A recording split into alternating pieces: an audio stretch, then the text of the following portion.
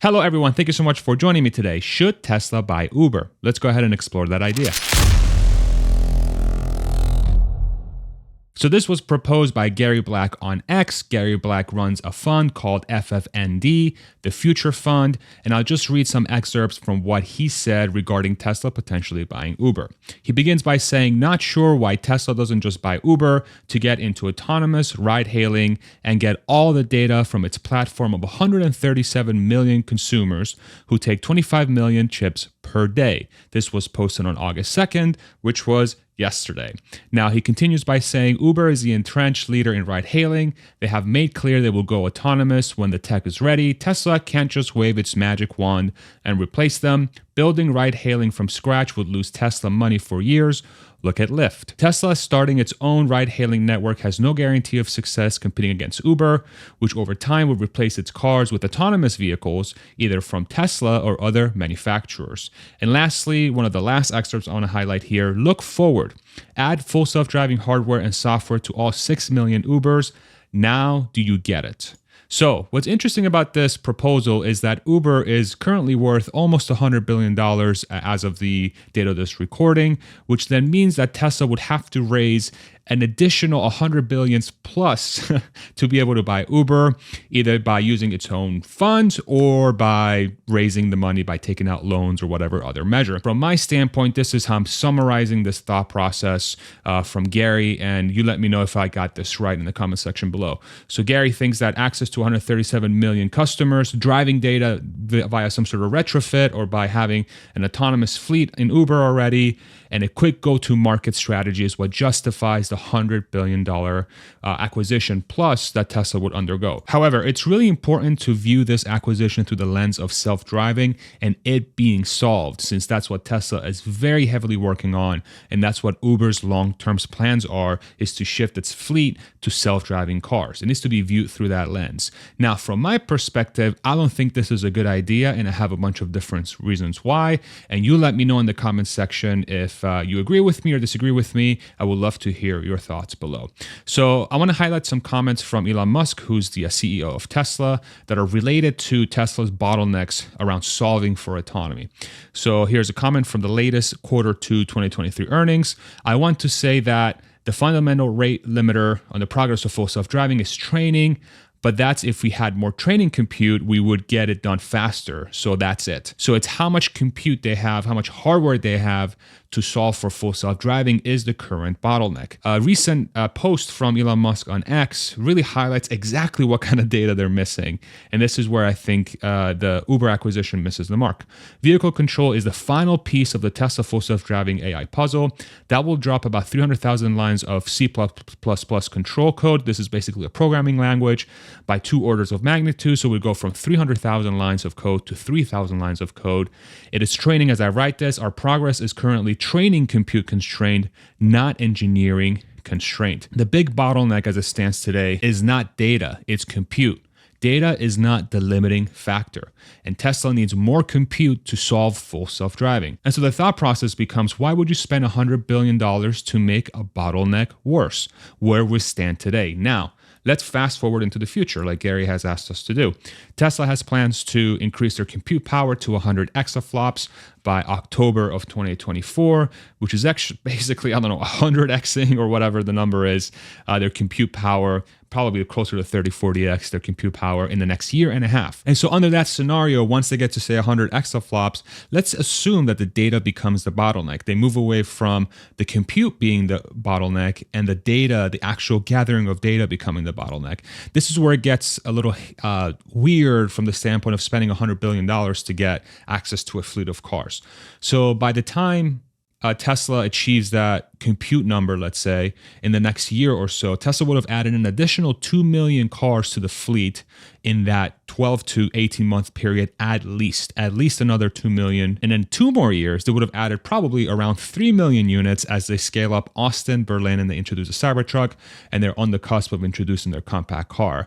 So in just 2 years, they've added almost 5 million or more vehicles to their existing fleet of cars. And so by year 3, Tesla adds new cars to the fleet fleet that's almost as big as Uber's current fleet of 6 million vehicles. And so that doesn't include the existing fleet of about 3 million plus Teslas on the road right now.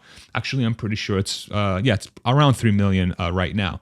And so you add 3 million to 5 million, all of a sudden Tesla has a fleet that's bigger than what Uber has.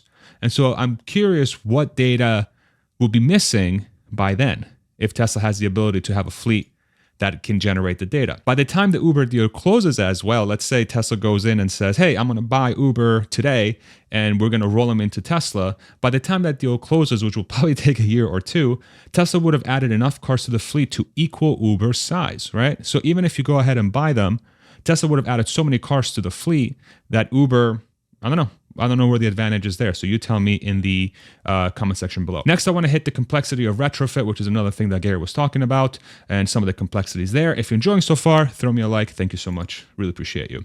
So there was a comment recently from Elon Musk about retrofitting hardware 4, which is the latest hardware that Tesla uses in their self-driving vehicles. Elon Musk was asked, and this is from Inside EVs, Elon Musk was asked if current Tesla owners would be able to retrofit the latest generation autopilot computer onto their current cars, to which he responded with, the cost and difficulty of retrofitting a hardware 3 with hardware 4 is quite significant, so it would not be, I think, economically feasible to do so.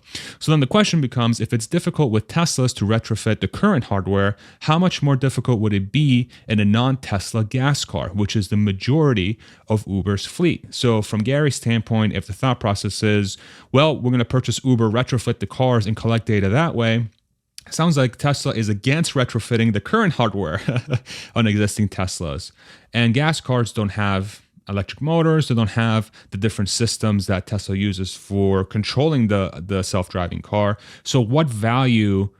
So like, what are we doing here, I guess, is the broader question. I don't understand how that would bring any value to Tesla from that perspective. How else would Uber gather data that's relevant for Tesla if it wasn't for the retrofit? And maybe that's where you guys can help me understand this better, or I'm sure Gary and I will get into this on X later, or maybe he'll come on the show and we'll debate it. I'd be curious to hear his thoughts. And if it requires a Tesla, let's say Uber would require a Tesla in its fleet to be able to gather the data, isn't it redundant to buy Uber to get the data when Tesla is already getting the data, right? If it's exclusive to just Teslas, that data that they're gathering, why sell the car to Uber and then buy Uber and then double up the data you're getting already when the Tesla car is already sending that data back to the mothership? It's just interesting. I don't know. I'm not understanding that at all. So help me understand in the comment section potentially. And then this additional point on retrofit, what data is exclusive to Uber that Tesla and X don't have access to that is worth $100 billion? I'm not really sure, outside of maybe specific routes that they're running or what time people like to ride hail. Is that really worth $100 billion, or is that something that Tesla could generate by just creating their own network? I don't know. And the last point I want to hit here is the go-to-market strategy. So what Gary highlights is, hey, it's going to be very hard to ramp up your app for, especially when you're trying to go against Uber, who's been around forever and people love using Uber, 100 some odd million customers, and you'd be able to go way faster to reach that point that Uber has. Okay, so let's explore that idea. From the standpoint of Tesla running a self-driving fleet of robotaxis, that is limited by the number of self-driving Teslas on the road. So let's think about that. So really, you can run this software or this service only in places where you have self-driving Teslas. And so because of this, the rollout of this taxi fleet is going to be gradual by nature. It's going to take time. Tesla will be able to flip the switch, but they're only going to be able to operate this in places where Tesla is able to have a self-driving vehicle ready for them to either supply it themselves or somebody wants to add it to the fleet using the Tesla app in the future. Now, what's interesting about that though is that the overhead to operate that fleet, basically how many people you need to run the fleet, is going to be significantly lower to do. You don't have to worry about drivers. You don't have to worry about 1099s, which is basically the forms you have to have the drivers file with the government saying that they're working for Uber, and then Uber has to take responsibility there, plus customer service. God knows what other things Uber has to do. So once you remove the driver from the equation, you don't have to worry about anything like that anymore. So when you buy Uber, you're taking on all those costs that don't exist in a driverless fleet. And because there is no driver, the cost of Tesla rides in that robotaxi fleet will be significantly cheaper than an Uber ride today. And this really breaks how we should think about Uber and their valuation, and why Tesla doing this on their own makes a lot more sense than purchasing Uber, in my opinion. So right now, Uber takes about 30% of the share cost when, say, you go to the airport. So I'll use my example for this specific situation. So I pay about $80 if I wanted to take Uber from my house down to the airport here in Austin. So if Uber were to keep 30%, Uber keeps $24. And then say I'm giving the ride in the Uber, I keep $56. However, if you remove the driver, again, this is a self-driving robotaxi fleet that Tesla would be able to provide under their own umbrella. Say Tesla keeps the same 30%.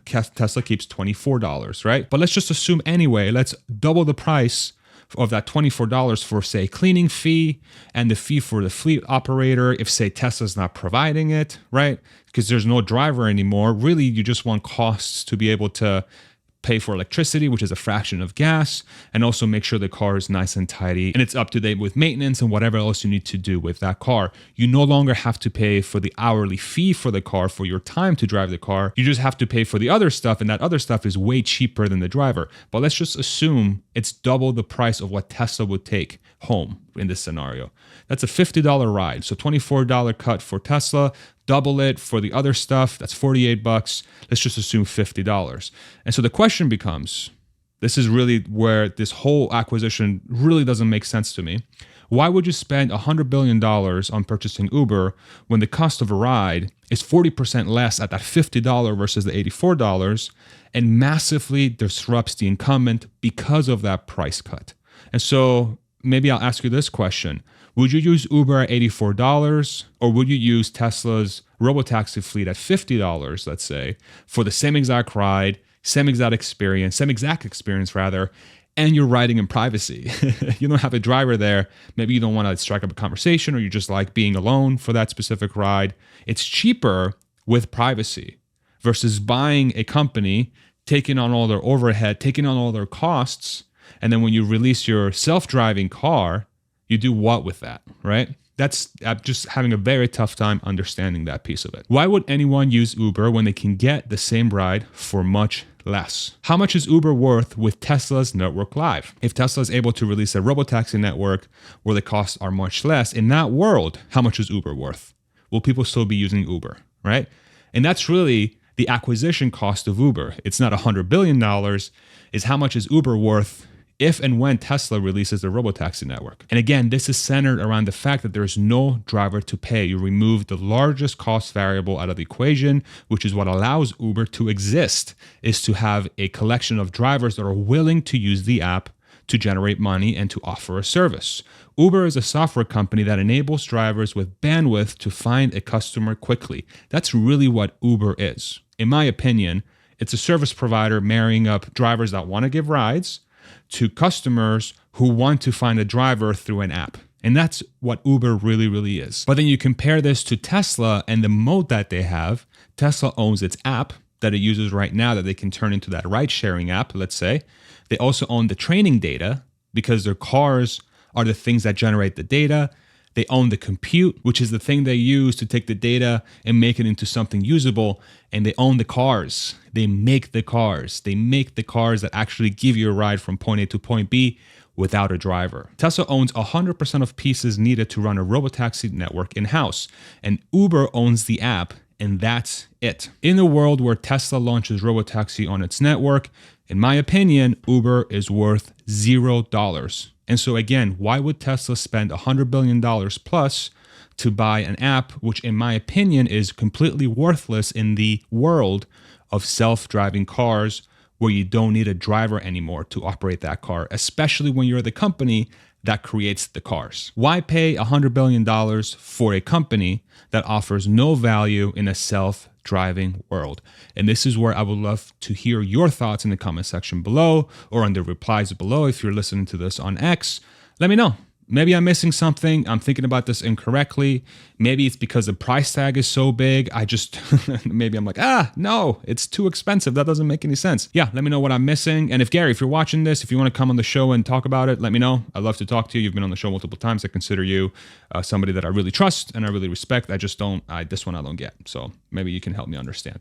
Real quick, if you do want to subscribe, about 56% of you are not subscribed. I would love it if you subscribe to my channel, especially if you're somebody who watches often. I would really appreciate your support, but if not, that's okay too. It's completely up to you. Love your support regardless and you stopping here and watching my videos. And if you want to support the channel, I have merch and a coupon for Athletic Greens, which is a supplement I take every single morning with free travel packs and vitamin D in the description below. Links for that in the description. Oh my God.